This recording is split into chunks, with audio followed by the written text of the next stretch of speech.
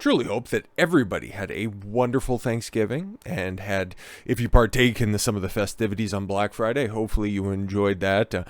Nobody got trampled on. I wanted to do a story like that. I really did, okay, of the crazy stuff that's going on Black Friday for sales and coming up empty, okay? It's just depressing stuff like, oh, people are putting stuff on credit or on layaway, and it's like, yeah, so making just really terrible consumer decisions to just impress people that don't really like you throughout the rest of the year, and you just try to buy their happiness. There's no fun in discussing that, so we should just check in to see what Joe Biden's doing. I should have done this when the sun was up, though, because apparently he's having a tough time keeping the lights on down there in Nantucket. Joe Biden's a low-energy Christmas. The Bidens watch, Nantucket Christmas tree fails to light up on the first go. How apropos of his entire presidency, don't you agree? After the first family munched on lobster rolls as they took a Black Friday shopping trip tour around the island. See, guys, Joe Biden is just like you. He has lobster rolls for Thanksgiving dinner. He goes out to one of the richest places when he's not palling around with his other friends at the richest place in Martha's Vineyard. He's just down in Nantucket, just rubbing elbows with other multimillionaires as well. And the whole crew was there. You had Jill, you had Ashley, you had Hunter, because of course, and I'm sure that they were probably discussing around the dinner table how they could fleece a little bit of more money out of Ukraine and China and see what the fuck we're going to do when the house gets a hold of that laptop. Oh, it's going to be brutal, but at least they got to have another happy holiday together, right? Because there's Joe, looking as only Joe can. Fucking Christ, like this dude is so gone. But I want to get to the actual picture that we have here. No, that's him. Oh my god, I feel bad for that grandkid. That's Bo. Yeah, that's my son Bo. No, it's your grandson Bo. They smell the same. I feel bad for that kid, especially the long hair is probably a little bit triggering for old Uncle Joe, or I guess Grandpa Joe, who's just running around. It's more enticing for him. I just noticed something going through these pictures, just the deadness in his eyes. It's kind of fucking sad. That's the tree that was supposed to light up, right outside of some fancy memorial, a historic building out in Nantucket, like regular people do. Joe's just like one of us guys. Yeah, and there's the old puppet master right there, a couple of feds in the background, of course, because Joe can't go anywhere by himself, right? And one more picture, the old man looking incredibly lost. Like, why are you doing it to this old man? I can't stand it. I want to get to that picture. Or rather, just a little video clip of it not going up. There it is. Yeah. All right. So you got him there. 5, 4, 3, 2, 1. And nothing. And Joe thought, well, it doesn't matter, man. It's still a nice tree at the end of the day. Fucking oof. But at least it wasn't quite as chaotic as what was happening over at Trump's Thanksgiving feast. Like, listen, okay, I'm going to lay some ground rules because I'm not entirely sure all of the details of this because the media has their headlines. Because I was going to take a bunch of different coverage that's out there, but it's all basically the same. They're all focusing in on one person that was at this meeting. It was apparently a dinner or whatever. It happened on Thanksgiving. It's Mar-a-Lago. It's the Trumps. I'd imagine it was probably a well-attended event. It's not like this was a little sit-down between Trump and Kanye, and then his entourage included Milo Yiannopoulos and Nick fucking Fuentes. Fucking oof, Kanye. Like, you guys know my stance on, kind of Kanye in and of himself. He's an eclectic fellow. I don't think he's necessarily said anything that breaks the law. Like, I can definitively say that. Now, of course, everybody else's my hate speech meter is going to pin at a different point in time, but it doesn't even register on mine. It's like, okay, cool. He was going to say some things about some people in power. Great, wonderful, fantastic. And then he decided to name them Oi fucking vey. And somebody else in his entourage, okay, Milo, and was like, I've made my point about him. I find Milo entertaining. I think he's a decent guy. He's a sharp guy. He's a charismatic man. And he was doing the Ben Shapiro stick better than Ben Shapiro at the exact same time. Funny how that lines up as well. And then all of a sudden, a couple of well-placed media stories got him yeeted off of the fucking internet. And back when Parler was popping back in 2020, oh, he was one of the biggest users that was over there. It was nice because that was prior to Twitter's revival here in the past month or so. All of everybody's old favorites were over on Parler. It was an happening time, but when 2020 happened, Milo kind of just had another spurg out because he was very influential.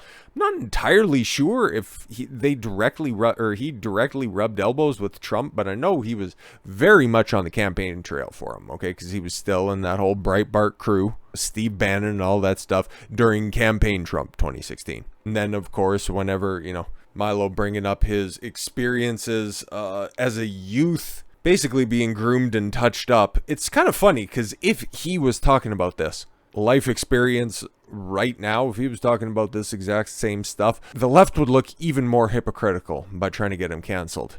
But no, they seen him as a genuine threat. Because he was, if you guys remember, if you were around in 2016, 2015, 2016, that time frame, Milo was the original college kids BTFO'd with facts and logic, and he was good at it. Now, honestly, in all due respect, I haven't really followed up on much he's done post 2020. I know that he's straight now, and I don't know, and kind of looking like Richard Spencer. It's really fucking weird what's going on over there. And as for Nick Fuentes, okay, I'll get my kind words up front because I'm not a fan. I haven't watched a whole bunch of his stuff, but everything that I have seen, I just find it to be, personally, fuck it, I'll just say it, okay? He's a sharp guy. He's also charismatic. He just likes to take different character traits from different people in order to make his own online persona. And to his credit, he's built his own platform after being canceled off of everything. And I don't think he should have been canceled. I didn't like any of his posts. I didn't like his fucking videos or anything like that. But that doesn't stop him from being able to post them, okay? That's my stance for everybody. Unless you are directly breaking the law, and that's a very high fucking threshold, you should be allowed to do whatever the fuck you want, okay? That's my stance on all this stuff. So, the criticism, I wouldn't run with half of this stuff because the rest of it is true, but you could also take a look at it in context because I would have to say, most of the time, he plays up a character. He is sharp, he is articulate, he is incredibly charismatic, and he does have a fan base. And the first time that I heard about him was him taking a direct shot at the king at the time, okay? He was very critical of Ben Shapiro, and I am as well. So I'm like, ooh, what's this guy about? And then I started to see him go in incredibly hard after, he couldn't get a debate with Ben Shapiro. And then all of his little goofy fans he would sick them on Ben Shapiro. And it's like, yeah, I don't like Ben Shapiro, but, having your lackeys chase after somebody, it kind of puts me off, okay? And then I'll just wait and see what the guy's about. Okay, maybe it's an O&A thing. You guys may or may not know, I'm a big O&A fan from way back in the day, but I knew there was a stigma around their fan base, so I was watching from afar, okay? But then again, I didn't really get into the stuff until 2014, and the show was over by then. But hearing all of those stories about Stern fans and O&A fans, all of those guys, they could stay over there. That's not my thing. I like to laugh. I like to have a good time. I'm just not, one of those people that likes to take the funny and then just try to throw a blanket of autism over everything and just go directly to the whole, mean and abusive thing. And then when everybody starts to walk away from you and go, whoa, I was just trying to make a joke. That's kind of what I get a sense of Nick Fuentes about, okay? Because he likes to joke about the Holocaust. Now, there's obviously some jokes to be made. Sometimes you can have a gas when you're talking about the Holocaust, okay? But if you're genuine in your belief that it didn't happen, it's like, bruh, that's a bit of a problem. It's not something you should be banned for. I think that's fucking retarded. It's just, how does he get to not the White House, sorry. How does he get to Mar-a-Lago? And again, if he's a supposed white nationalist, why is he hanging out with Kanye West and a former gay guy who's also a Jew?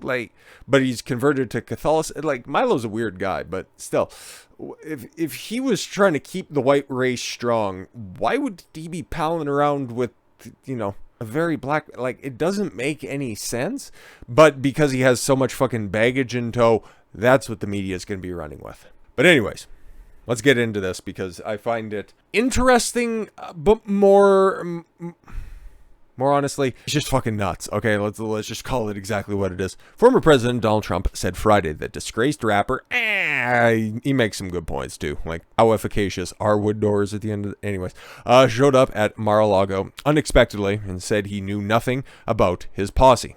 That included a prominent white nationalist. Well, two can play this game, okay? Like Richard Spencer, the actual head of the alt-right, like not the media's alt-right, anybody, to the right of Lenin. He endorsed Biden because Trump wasn't pushing enough of a white nationalist agenda. Like, that dude's actually fucked, and he's a Biden supporter, so I don't know. Nobody wants to point that one out.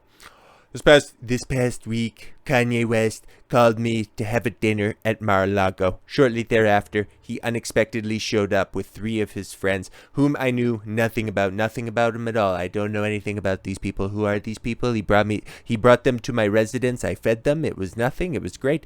The ex-president said, we had dinner on a Tuesday evening with many members present on the back patio. The dinner was quick and uneventful. They then left for the airport. So I guess all of this news broke earlier today, because that's when I seen all this stuff going around. Okay, so the dinner itself happened on Tuesday.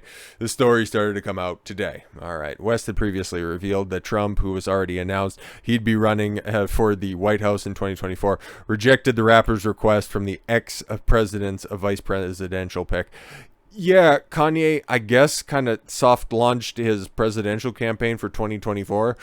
Fucking what? And then he went to go have a dinner with Trump, and then he brought Milo Fuentes and somebody else to convince him. It's like, hey, if you come and join my ticket, all of these treasures can be yours.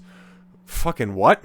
A 2-minute campaign promo posted on Twitter Thursday. The embattled artist who faced backlash for his remarks disparaging Jewish people. Can anybody point those out? Because all I'm seeing is a lot of claims, and we've gone through his public sentiments.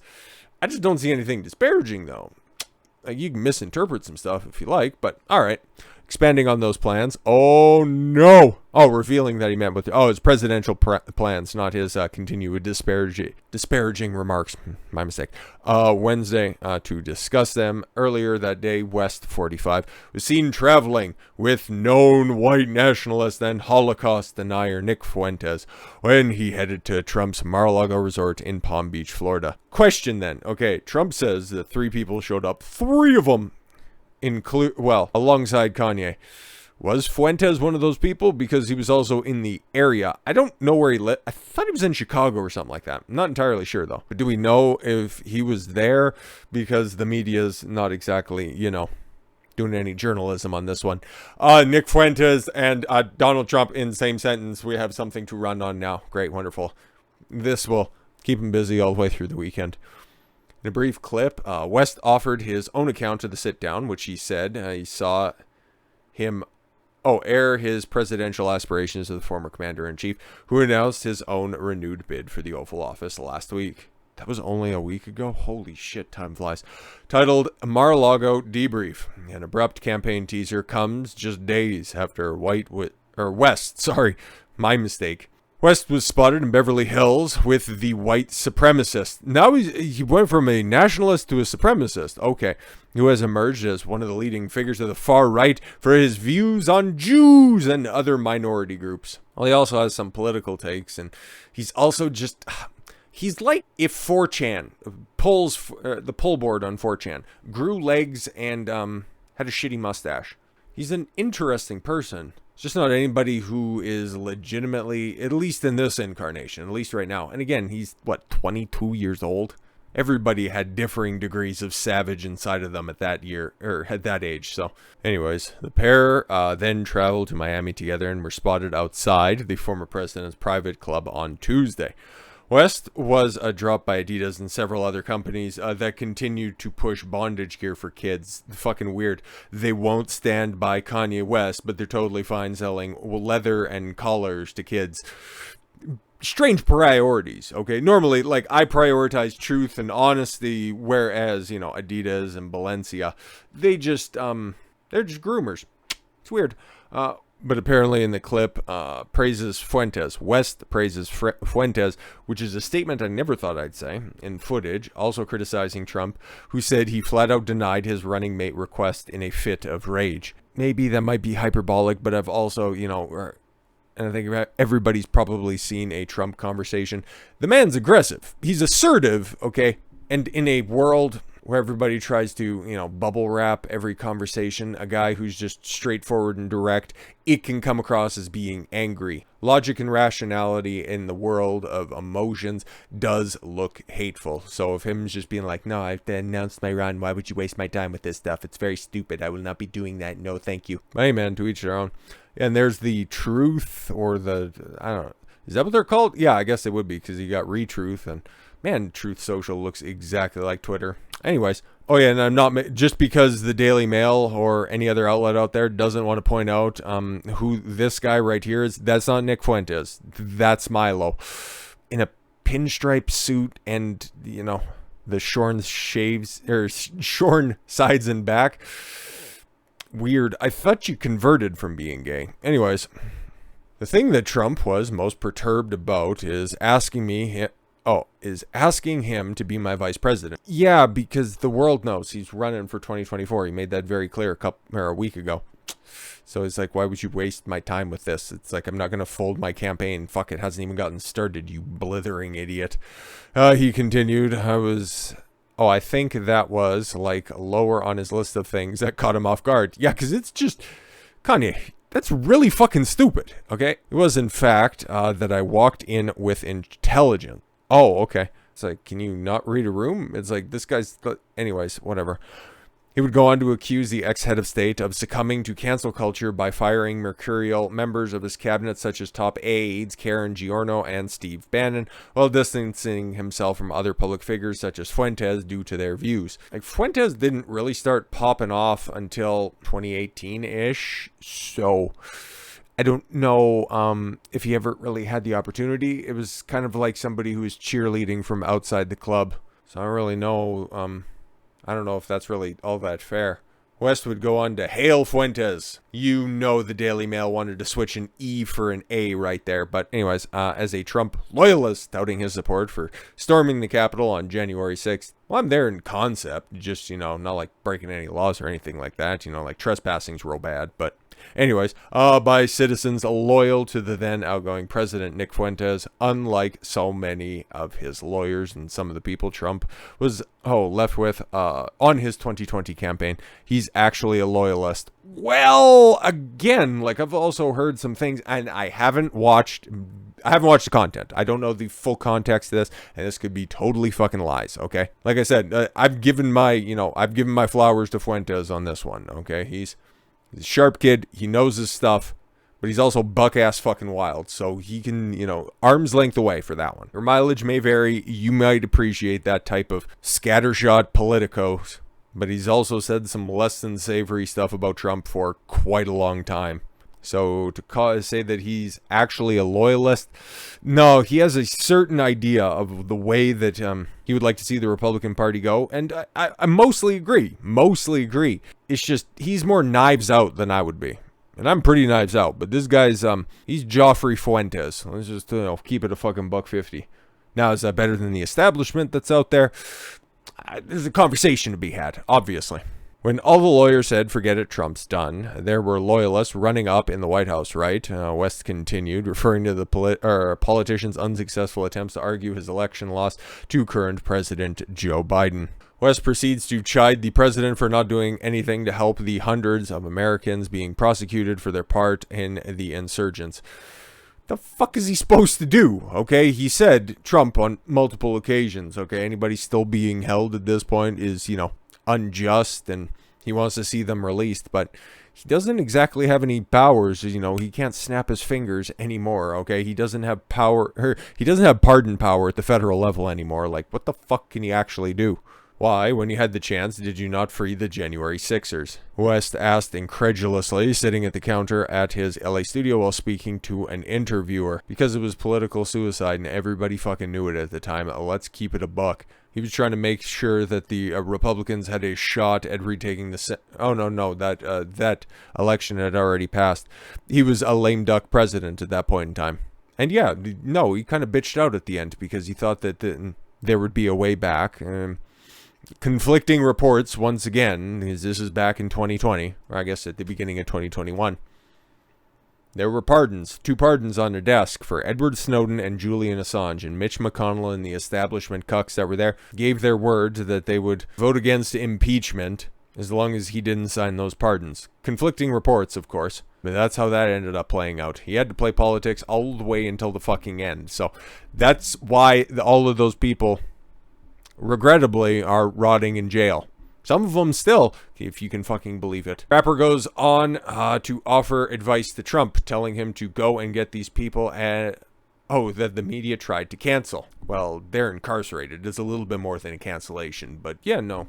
I've made similar claims as well. It's like, okay, cool. If you want to take your 2024 campaign seriously, okay, if you want to have one central issue that you're trying to combat and focus everything around, take a look at what was successful in the other campaigns from other Republicans that are out there. You have to put the culture war issues at the center of this stuff. Cancel culture, woke indoctrination, whatever the fuck you want to call it, whatever buzzwords you have, that should be the center of this stuff. It's a winning strategy, and it's exactly what you did with a little bit of a spin on it back in 2016 that led you to the victory then. And of course the black pillars will just continue to say more elections and all that stuff, but we can fucking figure that out later. How about this? You campaign so strong and so well that it doesn't really much matter. At that point, in a bizarre campaign ad, the video flashes photos of former Trump campaign manager Corey Lewandowski, Trump ally Roger Stone, and conspiracy theorist Alex Jones. People who've been canceled? Yeah. Wish I knew more about Lewandowski. I can't speak on him, but Roger Stone, I think he might have been affiliated with the campaign real early, but he was definitely around, but not all that much. And Alex Jones, outside of a couple of interviews, he claims he had direct access for a little while, but I don't know what you're trying to get at here, my guy. To signify some of the polarizing figures the ex-president had supposedly alienated. No, he got entrenched and he had bad fucking, decision makers put around him. That's what it was at the end of the day. But this just continues to go on and just continue to slander Kanye West and point out how bad of an individual Nick Fuentes is. I guess we should probably go on to some of that stuff because I've just, said a couple of things and let their fucking slandering idiocy aside. But there's another unsavory individual who, for at least a short period of time did something good. She got a couple of people that were unjustly imprisoned out of prison, which is, kind of a laudable exploit, but now she's still opining after that, giant dick Pete Davidson apparently has. Sucks to suck, I guess. There's Fuentes right there next to, Kanye West at the airport. I don't really know what that has to do with much, but all right. And just a little blurb on that. Many subsequently took to Twitter to reveal their unease at the sighting, as both have recently gone on anti-Semitic rants. West and Fuentes, but that's a day that ends in Y for Fuentes. What are you talking about? Daily Beast reporter. You always have to know your sources. The same Daily Beast that I'm pretty sure the editor-in-chief is still Rick, head of the Lincoln Project. Rick Wilson, the one who looks like you can't water him after midnight. But yes, the Daily Beasts called out the uniquely bad as Fuentes is an outright neo-Nazi and has recently whipped up hate towards Jews. I wouldn't go that far. Uniquely bad is incredibly subjective. Outright neo-Nazi is, bruh, he might walk the line, but that's slander right there. He ain't no neo-Nazi. And recently whipped up hate towards the Jews. Again, totally subjective. If you can go ahead and point to anything that's out there, go for it. They point to one, and we're not going to watch it because TOS on YouTube is kind of queer. It's hard to be shocked by anything anymore but Charlottesville marcher and Holocaust denier. It's funny that, at least the Daily Beast, Charlottesville is worse than the Holocaust. Kind of fucking strange. Nick Fuentes being hosted at the former president's resort still feels uniquely bad. But I feel like fucking dork. Fuentes is being embraced by one of the biggest celebs in the country and reportedly Trump world. Yeah, look at that. Reportedly, sources say, it's like, well, what has he done lately? And then, oh yeah, inside elections reporter Jacob Rubashkin, I don't know who the fuck that is, expressed unease. Yeah, it's just, this is the narrative that is making it around the media circles right now. And frankly, I don't give a fuck. I really don't. It's just hilarious to see like a real life joke play out. Kanye West, Milo Yiannopoulos, and Nick Fuentes walk into Mar-a-Lago and have dinner with Trump. And who's to blame? The Jews. Anyways, with all that said, thank you all very much for the gift of your time. I've been Don Consuelo. I want you to follow your gut and get after it. Take care, everyone.